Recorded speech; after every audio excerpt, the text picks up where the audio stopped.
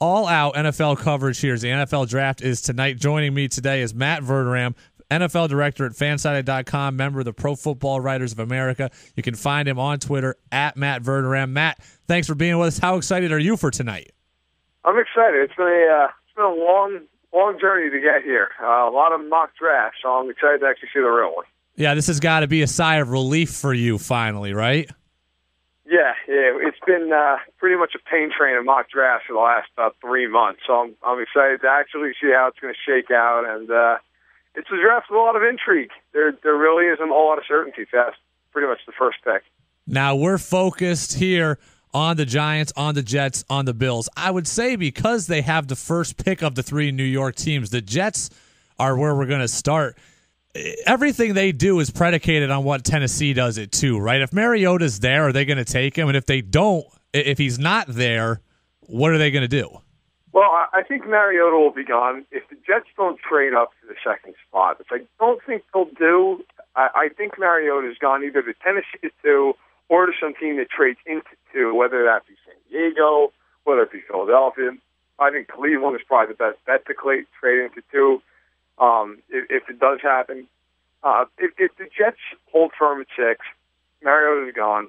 I think they've got to get an edge rusher. They have an excellent secondary. I love the defensive line, but the problem is the Jets have nobody who can rush the quarterback from the edges. No, they've tried to get guys. They drafted Vernon Golston years ago. That didn't pan out at all. Quentin Copeland's, it's a guy they brought in. It didn't work out.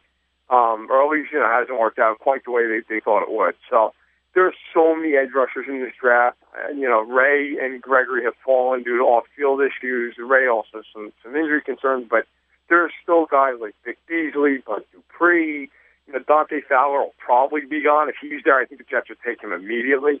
So there are some guys that really fit what the Jets do in the 3-4 scheme. I think New York's got to go that direction if they have an opportunity to do so. How important was it for the Jets to firm up their secondary? Not just, last year they had a lot of injuries, and Rex Ryan tried to overcompensate, putting safeties at corner. They get Revis, they get Cromartie, but that's going to be huge with the blitzing-style defense that Todd Bowles plays, right? He's going to allow – this secondary is going to allow the Jets to play how they want to up front, right?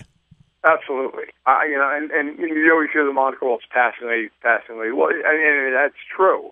But what you bring up is the true point that is so important is because Bowles, he loves to blitz. They love to send 6, 7 guys in the scheme. It's very aggressive. It's very much like what Rex Ryan does. And so having guys like Revis, even Cromartie, they give you that opportunity to play one-on-one and be confident, in fact, you're going to be able to cover 10, 15, 20 yards down the field. And, Buster Skrine is a really nice player. He gets overlooked because of the other 2 names they added. Buster Skrine really was one of the best defensive players on Cleveland last year, if not the best outside of Joe Hayden and maybe Dante Whitman. They've still got D. Milner, who may finally come into his own. Still, they spent their first-round pick last year on the secondary as well. Moving over to the Giants, this is a team that I'm excited about here. We've got kind of an Eli renaissance last year. Odell Beckham Jr. blows up big. They add Shane Vereen to go along with Rashad Jennings and a good running attack. What's the Giants' position of need? I think this is a playoff team on paper. What do they need to get over the hump? I think it's in the trenches. And I would say offensive line. The defensive line, I think, could use a little bit of help, but they have a stud in JPP there. Offensive line, they've addressed it recently in the first round. A couple years ago, took Justin Pugh out of Syracuse. He's been a decent player for them. But I think they need to go offensive line again. If Brandon Schress is there, and he's expected to be, I think the Giants take him at 9. They don't look back. He can play tackle. He can play guard. He's the most polished offensive lineman in the draft. And, with Eli Manning, he's a good quarterback, but he's not mobile. He's not getting any younger. You want to protect him from getting hit. Because I do agree. I think the Giants could be a playoff team this year, but they're not if Manning goes down. So you want to keep him upright. I think Schress is the guy to do that. We're talking now, the Bills, they don't have a first-round pick, but they have all the excitement around them. They bring in Rex Ryan. They go out, they make some marquee acquisitions. They get LaShawn McCoy from Philly. They've got Sammy Watkins now in his second year. For me, the issue with the Bills is still what are you going to get out of quarterback play in Matt Castle, who you know well from his times with the Chiefs. are the Bills, is the excitement justified? They don't have a first-round pick. Can they get somebody second, third round, fourth round that's going to help take this team to the playoffs in the AFC? Are they one piece away, or are they farther off than we think?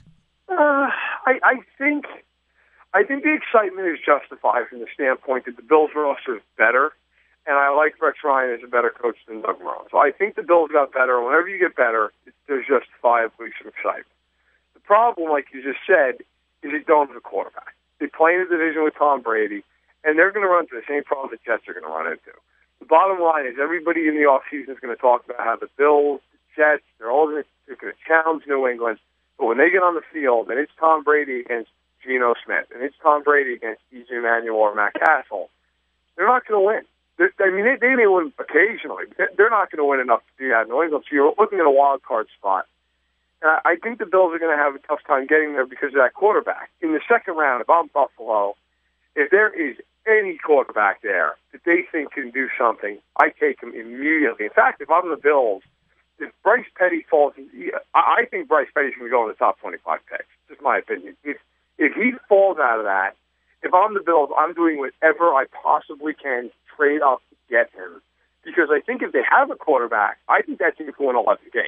As we stand right now, I think they're probably around 500. NFL Draft tonight. It's upon us. Breaking it down here with us today, Matt Verderame, fansided.com, the NFL director there. Follow him on Twitter, @Matt Verderame.